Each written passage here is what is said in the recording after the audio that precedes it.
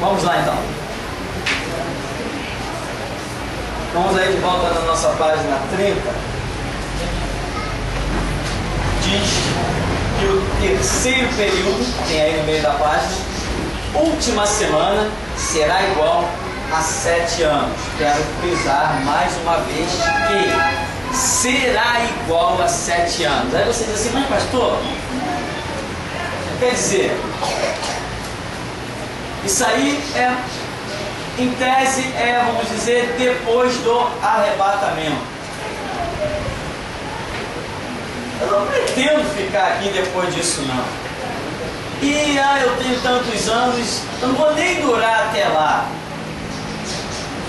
Irmão, o conhecimento verdadeiro, ele pode atravessar fronteiras, barreiras, saltar muros e alcançar outras gerações. Hoje nós estamos aqui porque muito do que nós somos tem o conhecimento de Paulo, de Pedro, de Tiago, de João, que homens conheceram, escreveram os evangelhos. Então, nós não trabalhamos, o evangelho não tem a filosofia de você trabalhar pela sua própria vida. Essa filosofia não cabe no evangelho. A filosofia do evangelho é você trabalhar pela vida dos outros. Esta é definitivamente a visão do evangelho.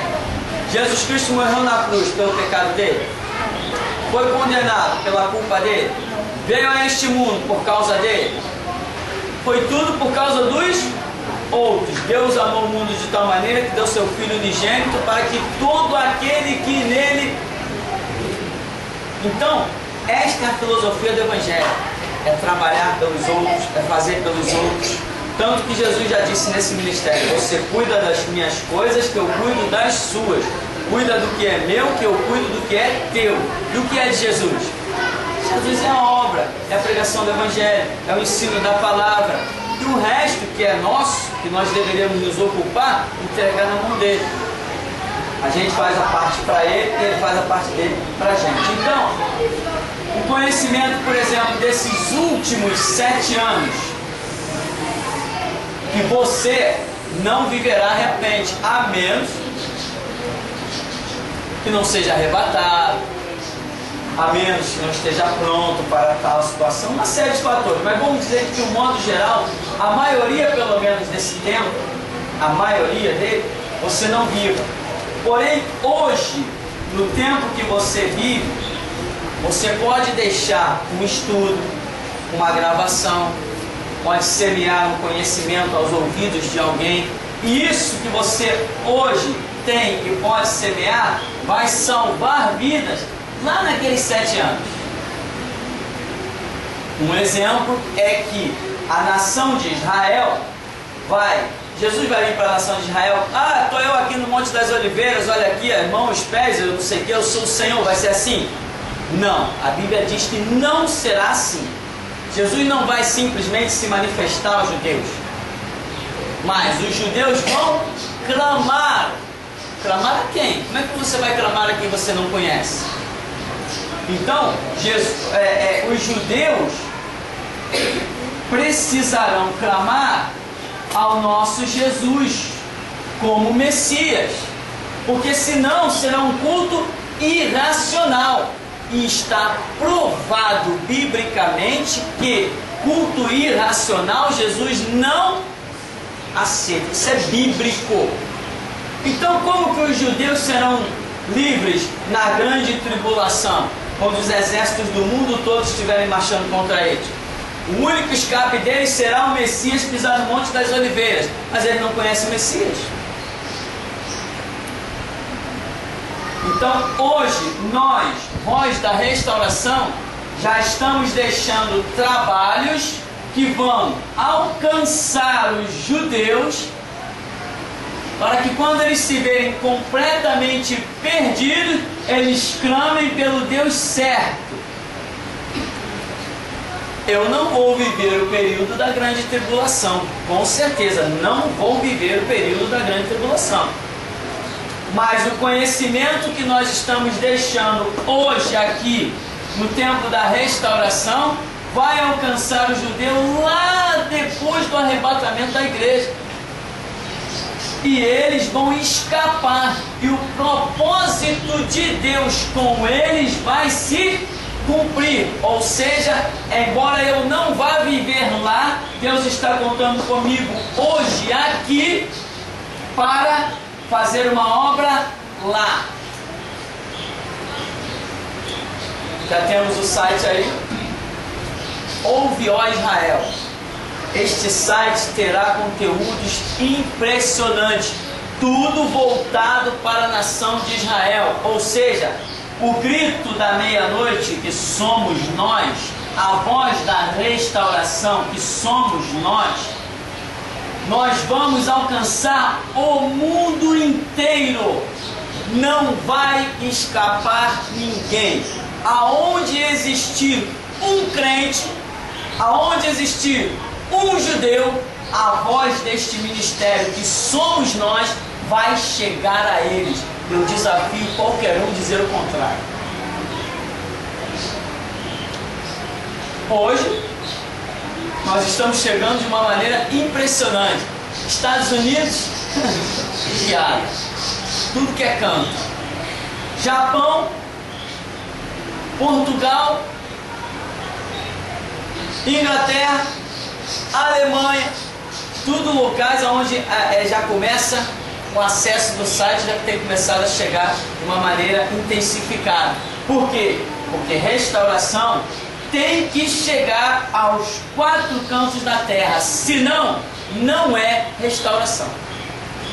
E quanto a ser restauração, eu estou aceitando o desafio. Só que muitas pessoas só falam assim, ó, pelas costas. Aquele pastor é louco, chama esse louco para um debate, faz que nem um delegado da sexta. Aí vai se contradizer, vai, tenta a sorte. Pode tentar a sorte. É juiz? Então me põe lá, senta lá e me pergunta o que quiser perguntar. Me dá a fala que vai ver o que acontece. Eu tenho a arma mais poderosa do mundo. Se chama palavra, se chama Espírito Santo. Então, queridos, mesmo que você diga, isso está longe de mim, isso está distante de mim, o que eu tenho a ver com aquilo? Já pensou se Lucas dissesse a mesma coisa? Não vou escrever isso não, para que eu vou escrever isso?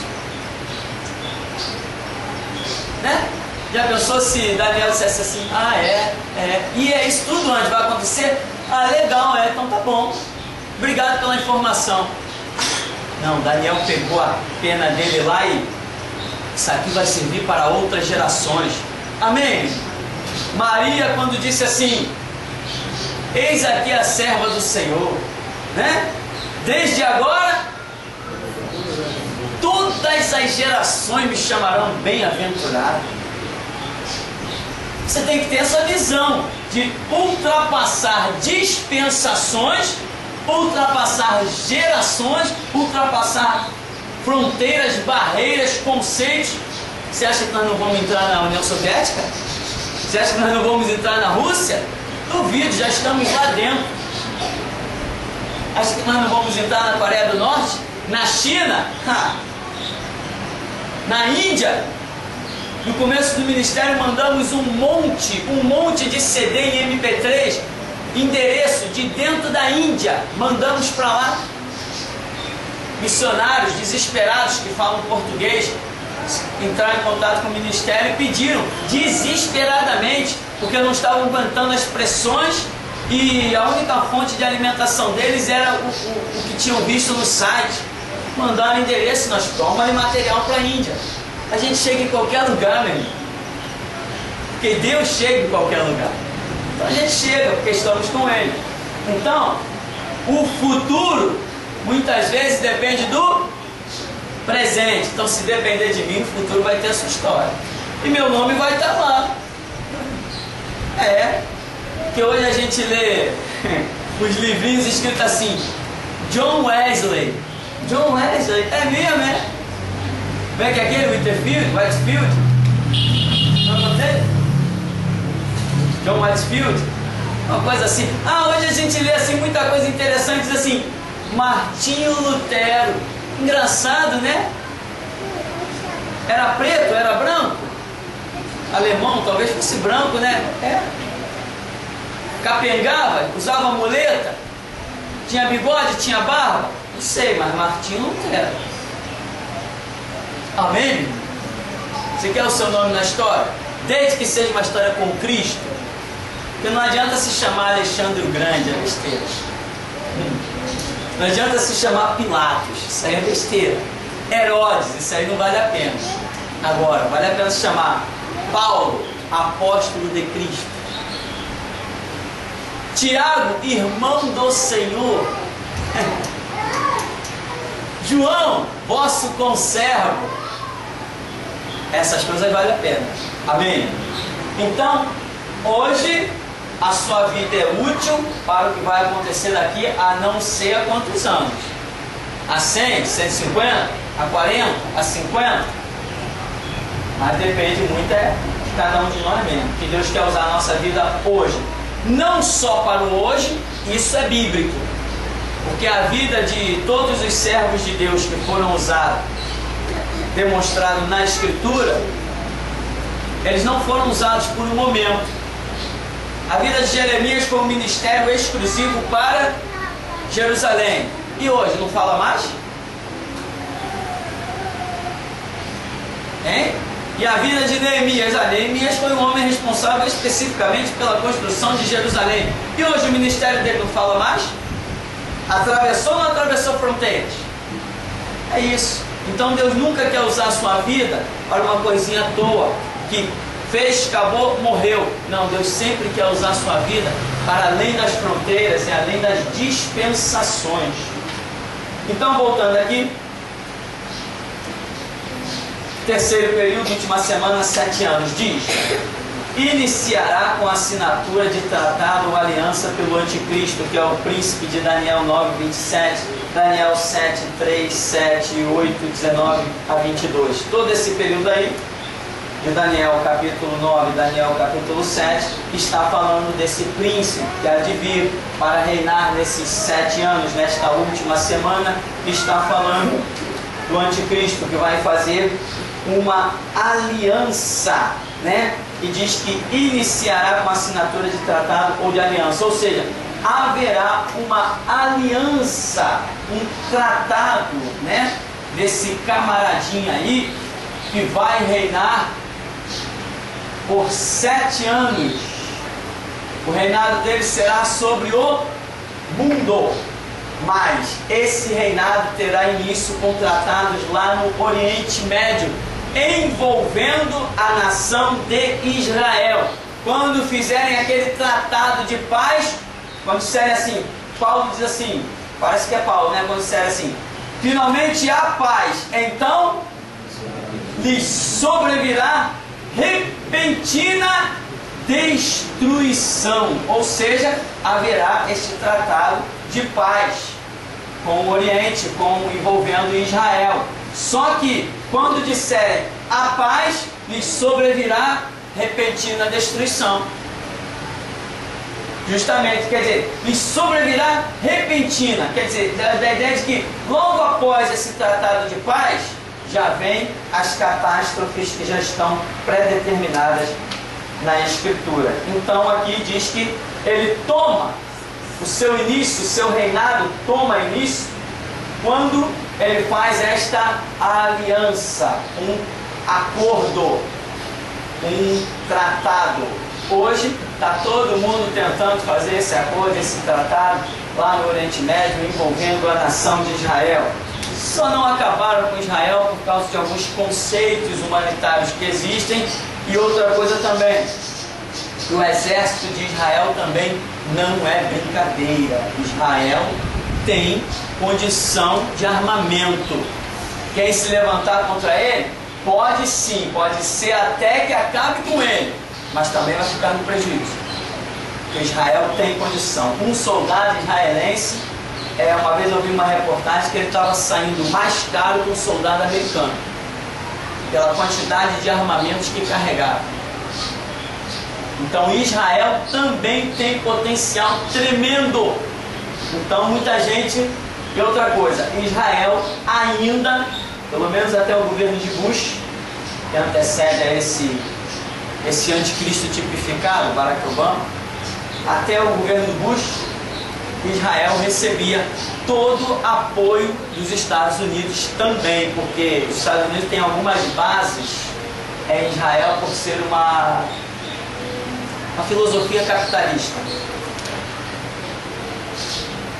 Aqui então diz, seguindo, a última semana divide-se em 2 períodos. Primeira metade de 3 anos e meio, 1260 dias. Segunda metade da semana, mais 3 anos e meio, ou mais 1260 dias, conforme revela Apocalipse capítulo 12, verso 6. O que vai acontecer? Esse período do reinado do anticristo, ele é caracterizado por um total de 7 anos, mas ele se divide em 3 anos e meio e 3 anos e meio, basicamente, né? É o que a Bíblia fala que 1260 dias dá esse período, 3 anos e meio. Então aqui diz que a metade da semana é também representada por um tempo, tempos e metade de um tempo, que é a mesma coisa, 3 anos e meio. Tá? Então, nesse primeiro período do reinado do anticristo, parece que ele vem com um cavalo, Apocalipse capítulo 6. O primeiro cavalo é o branco, que significa uma falsa paz. Parece que esse período todo aqui, no reinado do anticristo, essa primeira etapa, ela é toda de paz, uma falsa paz, porque ele veio ao mundo com uma aliança. Agora, quando chega da metade para frente do reinado do anticristo, que é 7 anos, aí entram em cena os cavalos. Vermelho, que é a guerra. Preto, que é a fome. E amarelo, que é a morte. Então, esse período final do reinado do anticristo é chamado de grande tribulação, em que aquelas taças que representam o juízo lá em Apocalipse começam a ser derramadas. Então, isto é a característica do reinado do anticristo: paz falsa, depois guerra, fome e morte. E Israel estará cercado aqui, ó, nesse períodozinho terrível. Israel estará cercado, passando os seus piores horrores. Seguindo ainda para concluirmos, a primeira metade da última semana. Diz: depois da assinatura do tratado, o anticristo maravilhará o mundo com seu domínio prodigioso, se assentará no trono de Jerusalém, enganando até os próprios judeus. Os judeus pensarão ser ele o próprio Cristo por causa dos prodígios de mentira.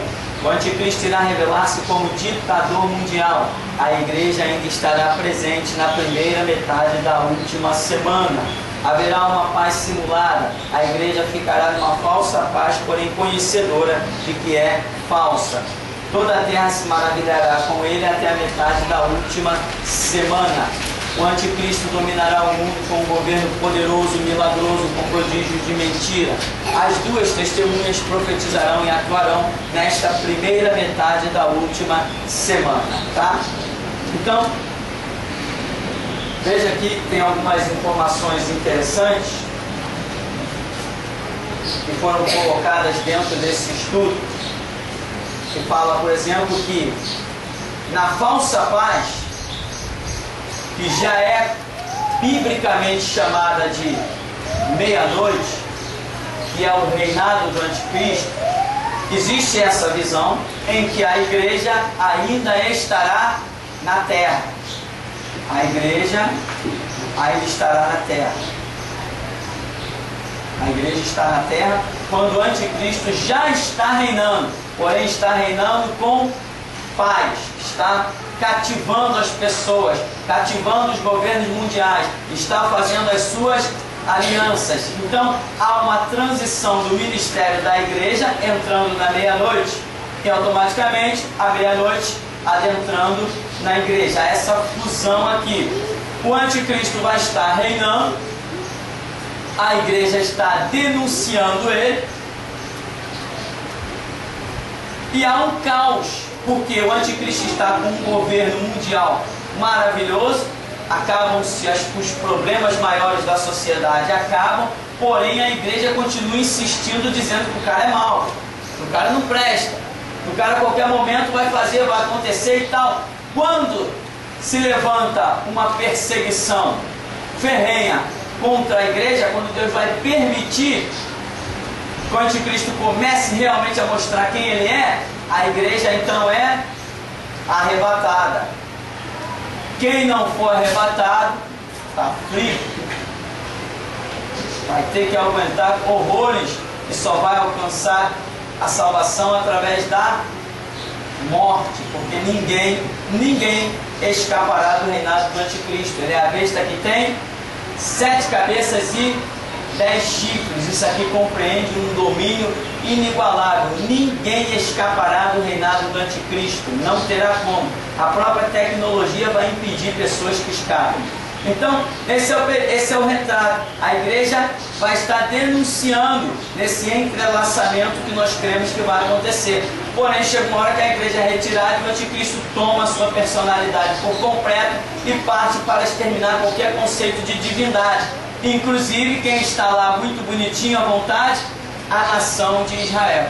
Esse aí vai ser cercado na chamada Batalha do Armagedon, enquanto o anticristo vai reunir todos os seus exércitos contra Israel para arriscar Israel definitivamente da história. Quando eles, no final desse período, vão estar clamando aquela história toda para que Jesus se manifeste e os dê livramento. Outra coisa que é dita aqui: toda a terra se maravilhará, por isso que ninguém vai escapar, porque as denúncias serão constantes. O anticristo dominará o mundo com um governo poderoso, milagroso e prodigioso. E as 2 testemunhas que profetizarão, segundo cresce o cidadão que colocou nesse estudo, tem as suas ideias, ele crê que as 2 testemunhas estarão profetizando aqui, neste período da primeira parte do reinado do anticristo. As 2 testemunhas estarão profetizando aqui. Essas 2 testemunhas não são definitivamente 2 pessoas. Agora, cresce em muitas coisas, tem um estudo específico sobre essas 2 testemunhas. Existe uma visão muito ampla a respeito do que seria isso, tem muita simbologia envolvida nisso aí. O que nós podemos dizer que não podem ser 2 pessoas somente. Agora, quem ou como haveria esse testemunho aqui? De cristãos que não foram arrebatados, que depois dá a ideia de que seriam mortos, ou seria a igreja e Israel, que representam tanto o Antigo quanto o Novo Testamento? Ou seja, essas 2 testemunhas seriam realmente o próprio conceito da palavra de Deus ainda sustentado, o conceito do Antigo Testamento com o conceito do Novo Testamento? Seria isso com relação às 2 testemunhas? Ainda tem alguns mistérios sobre essas 2 testemunhas que Apocalipse capítulo 11 fala. Porém, acredita-se, logicamente, se elas não profetizarem aqui, neste primeiro período, no período da grande tribulação, não terá condição, não haverá ousadia para a profecia no período da grande tribulação. Por que não? Porque a igreja sai da terra. Quando a igreja sai da terra, nos dá o entender de que o Espírito Santo também retira toda a capacidade, né, toda a ousadia, toda a veemência, toda a valentia de testemunhar. Toda essa valentia, ela estava aqui com a igreja, testemunhando no centro da vontade de Deus. Quando a igreja é arrebatada, os valentes são arrebatados. Quem fica são aqueles que não estavam com a valentia, não estavam com a ousadia, não estavam com a intrepidez. Então, as 2 testemunhas, segundo uma linha de pensamento semelhante a essa, não poderiam estar profetizando lá no período da grande tribulação, porque lá no período da grande tribulação, segundo se crê, não existe a unção, a capacitação para testemunhar. As pessoas aqui vão estar apenas com a força de não negar, porque tem a consciência de que vão para o inferno, mas essa ousadia, capacidade de pregar, essa intrepidez, esse conhecimento fluente, essa ação do Espírito Santo, isso não vai existir aqui na grande tribulação, depois que a igreja for arrebatada. Porque o homem é chamado templo do Espírito Santo, muito em especial até aqui o tempo em que a igreja será arrebatada. O homem não foi chamado o templo do Espírito Santo no tempo da lei. E não sabemos se haverá alguma referência ainda encontrada que possa chamar o homem de templo do Espírito Santo depois do arrebatamento. Então acredita-se que as duas testemunhas só possam profetizar no primeiro período do reinado do Anticristo. Mas não é tão essencial. Porém, quem se interessar um pouco mais vai descobrir outras coisas. E quando descobrir, traga pra gente. Amém? Nós vamos ficar por aqui então. E depois nós vamos observar outras coisas. Outro dia, que hoje nós já estamos derretendo.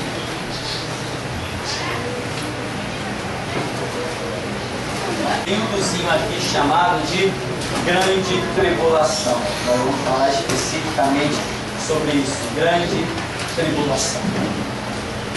Vamos orar. Senhor amado, Deus vivo e poderoso, nós te damos graças, te glorificamos por este momento em que o Senhor nos tem permitido aqui, ó Deus, e sabemos que a tua graça está sobre nós. Abençoa o nosso entendimento, nos dá compreensão e que nós possamos, com esta graça do Senhor, verdadeiramente, ó Deus, sermos capacitados a trabalhar pelo momento que vivemos e também a deixar coisas, ó Deus, para tempos futuros, como tantos servos de Deus, do Senhor, o fizeram. Assim nós queremos também, ó Deus, sermos instrumentos que vão salvar vidas lá no futuro, na igreja do futuro, na dispensação para com Israel. Ó Deus, queremos deixar palavras, estudos, queremos deixar mensagens, vídeos, queremos deixar tudo aquilo com que o Senhor queira contar com as nossas vidas para cumprir os teus propósitos no futuro. Conta conosco, pois, Senhor, nos dá a tua graça, nos capacita no entendimento, nos fortifica, pois sem ti nada podemos fazer, Senhor. Assim nós te agradecemos por este momento precioso em que o Senhor nos tem trazido aqui e nos sustentado até este momento. A graça do Senhor Jesus, o nosso Salvador, o grande amor de Deus, nosso Pai, as doces e preciosas consolações, a comunhão do Espírito Santo de Deus, seja na vida de todos aqueles que verdadeiramente não querem aprender apenas para um momento, mas desejam aprender para o futuro. Aqueles que assim desejam declaram: amém. Porque a vitória é nossa. Amém. Vamos em paz em nome de Jesus.